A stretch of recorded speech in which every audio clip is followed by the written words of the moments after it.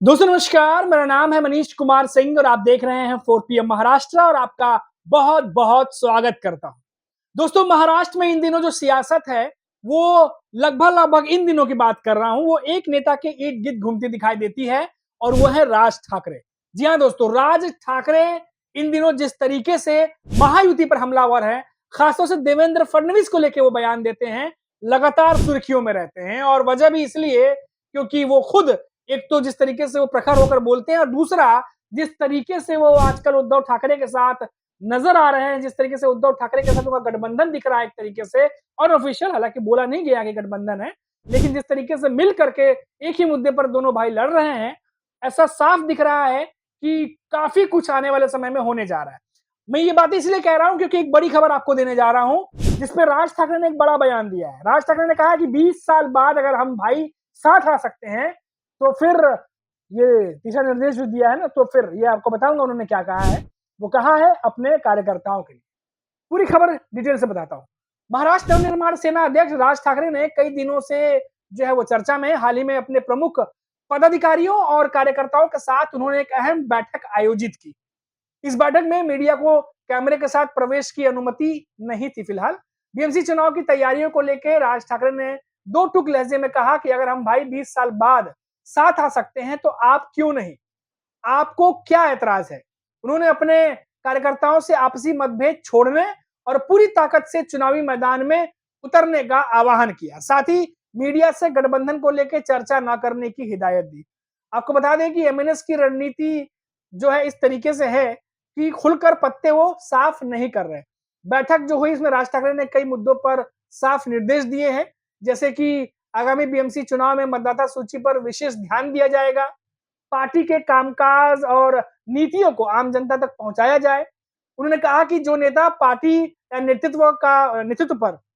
बयानबाजी कर रहे हैं, उन्हें जवाब दिया जाएगा। साथ ही उन्होंने पार्टी कार्यकर्ताओं को जिम्मेदारी से बर्ताव करना होगा, ये भी कहा है, क्योंकि मनसे को मुंबई में मराठी अस्मिता की सबसे मजबूत आवाज जो है वो माना जाता है। आमतौर पर मराठी भाषा को लेके, अस्मिता को लेके आमतौर पर आप देखे होंगे एमएनएस हमेशा से ही जो है वो इस तरीके की ही राजनीति उनके करने की शैली रही है, या तरीका रहा है एक तरीके से आप कह सकते हैं। और जब तक इस तरीके से महाराष्ट्र में जब ऐसी चीजें होती हैं तब जो है खबरें बनती आपने देखा होगा। आगे राज ठाकरे ने कहा कि अगर किसी प्रोजेक्ट का विरोध किया तो सरकार अर्बन नक्सल कहकर गिरफ्तार कर सकती है। आपको पता ही होगा अभी हाल ही में एक बिल पास हुआ है, इस पर भी तंज कसा है। उद्योगों के नाम पर मराठी लोगों की जमीन छीनी जा रही है। योजनाओं की जानकारी सिर्फ मंत्रियों को होती है जो पहले जमीन खरीदकर उद्योगपतियों से सौदा करते हैं। ठाकरे ने यह भी कहा, राज ठाकरे ने, कि विकास के नाम पर जनता के मुंह पर जो पैसे फेंक कर वोट लिया जा रहा है और यही असली उद्योग महाराष्ट्र में फल फूल रहा है। तो कई सारे कटाक्ष, कई सारे तंज राज ठाकरे ने महायुति सरकार पर, खासतौर से बीजेपी के नेताओं पर कसा है। राज्य में कुछ दिनों से लगातार भाषा विवाद भी देखा जा रहा है, जिसे लेकर राज ठाकरे ने अपने पदाधिकारियों को मराठी भाषा और सामाजिक संयम को लेकर के खास दिशा निर्देश दिए। उन्होंने कहा कि अगर कोई मराठी सीखना चाहता है तो उसका सहयोग करें, वहीं अगर कोई सभ्य भाषा में बात कर रहा है तो उसे विवाद ना करें। साथ ही उन्होंने कहा कि उद्दंड व्यवहार का जवाब उसी स्तर पर दिया जा सकता है, लेकिन हर घटना का वीडियो ना बनाए। बेमतलब की हाथापाई से बचे और पहले समझाने का प्रयास करें। यानी राज ठाकरे जो कुछ भी अभी हाल फिलहाल में हुआ है उससे एक सबक लेते हुए वो चाहते नहीं है कि कोई भी ऐसे घटना सामने आए जिससे जो चीजें हैं विपक्ष के पार्टी नेताओं को मौका मिले। क्योंकि हमने देखा कि महाराष्ट्र में अभी कुछ दिनों पहले जो वीडियो वायरल हुए थे मराठी ना बोल पाने पर, और जिस तरीके से एमएनएस का कहना था कि मराठी का अपमान करने पर ये तमाम चीजें हुई हैं, लेकिन कई बार बीजेपी के नेताओं ने जो है इसका विरोध किया। कई बार इसको देखा गया धर्म में भी बांटने की कोशिश की गई, भाषा के नाम पर बांटने की कोशिश की गई। राजनीतिक जानकार ये कहते रहे कि जब चुनाव आता है तब ऐसी चीजें बढ़ती हैं। तो कई सारी चीजें जो है वो देखने को मिली हैं, लेकिन राज ठाकरे इस बार अपने कार्यकर्ताओं को, पदाधिकारियों को साफ साफ ये कहते नजर आए कि जो भाषा सीखना चाहता है उसको सीखने में सहयोग करें।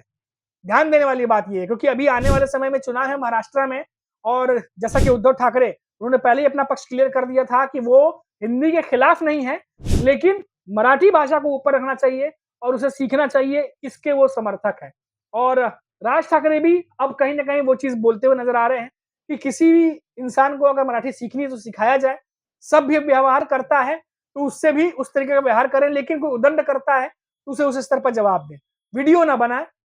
ये तमाम बातें आप देख ही रहे हैं जो राज ठाकरे ने कही है, जो मैंने आपको बताया। अब दोस्तों यहाँ पर बात ध्यान देने वाली ये है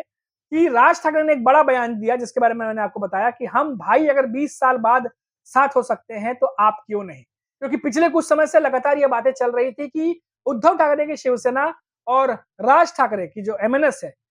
उनके बीच में, कुछ कार्यकर्ताओं के बीच में कुछ विरोधाभास है, कुछ किसी वजहों से कुछ चीजों पर सहमति नहीं बन रही है, कुछ नेताओं के बीच में सहमति नहीं बन रही है, क्योंकि बहुत समय तक ये एक दूसरे के खिलाफ लड़े हैं। अब एक साथ आना है साथ में, तो हो सकता है मनमुटाव हो कई जगहों पर, और इन्हीं चीजों को लेकर के राज ठाकरे जो है वो आज हिदायत देते हुए नजर आए अपने पदाधिकारियों को, कार्यकर्ताओं को। उधर दूसरी तरफ उद्धव ठाकरे हैं जो लगातार ताल ठोक रहे हैं, और मजबूती से उद्धव ठाकरे के तमाम पार्टी के नेता भी इस बात से कहीं ना कहीं सहमत है, बयानों से भी लगता है कि राज ठाकरे के साथ आने पर शिवसेना, जो उद्धव ठाकरे की यूबीटी पक्ष है, उसको मजबूती मिलेगी, और जो कुछ भी साल 2022-23 में घटित हुआ, जिसके बाद ये लगने लगा था कि क्या उद्धव ठाकरे की शिवसेना अब उतनी मजबूत नहीं रहेगी, क्योंकि चुनाव जो धनुष बाण है वो भी एकनाथ शिंदे के पास आ गया, शिवसेना जो नाम है पार्टी का वो भी उनको मिल गया, ज्यादा 40 से करीब विधायक थे, 40 से ज्यादा विधायक वो एकनाथ शिंदे के साथ चले गए। तो बहुत सारी घटनाएं हुई जो जैसे लगा कि अब उद्धव ठाकरे की शिवसेना यूबीटी पक्ष जो है वो कमजोर हो जाएगी, लेकिन लोकसभा चुनाव के बाद एक मजबूती दिखी, सभी को लगा कि नहीं, उद्धव ठाकरे अभी भी महाराष्ट्र में जो है वो मजबूत है। वही शरद पवार के साथ भी सेम हुआ था, उनकी पार्टी भी तो उस समय टूटी, अजीत पवार के पास उनका जो घड़ी है वो चला गया, पार्टी का नाम चला गया। हालांकि उन्होंने भी लोकसभा चुनाव में दिखा दिया कि उन्हें शरद पवार क्यों कहते हैं, लेकिन विधानसभा चुनाव आते आते काफी कुछ चीजें बदल गई। लेकिन अब मामला महाराष्ट्र के लोकल बॉडी चुनाव का है, महानगर पालिका के चुनाव का है, बीएमसी चुनाव का है, और ऐसे में स्थिति जो बनी हुई है वो 50-50 की दिखाई दे रही है। बीजेपी भी ये बात जानती है कि इतना आसान ये लड़ाई होने वाली नहीं है, और एकनाथ शिंदे के लिए भी ये पहली बार होगा जब शिवसेना बनाम शिवसेना फिर से देखने को मिलेगा, क्योंकि शिवसेना पहले एक हुआ करती थी, ये चुनाव शिवसेना लड़ा करती थी, लेकिन इस बार दो शिवसेना, दो एनसीपी, और इसीलिए कांग्रेस ने भी अब तक अपने पत्ते नहीं खोले, और कहा जा रहा है कि राज ठाकरे का ऐसे समय में उद्धव के साथ आना निश्चित तौर पर बीजेपी के लिए मुसीबत बढ़ाएगी, चुनौती बढ़ाएगी, टेंशन बढ़ाएगी, और जो बीजेपी का जो एक तरीके से सपना है कि महापौर उनका हो,